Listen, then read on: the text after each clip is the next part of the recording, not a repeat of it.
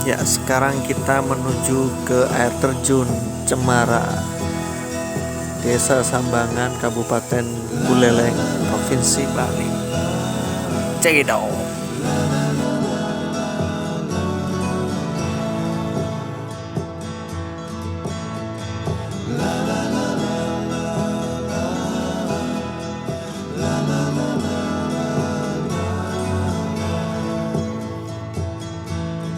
Ya, jalan menuju air terjun bisa dilihat sangat menanjak dan sangat curam. Lebih aman pakai mobil yang mungkin cc-nya agak gede ya.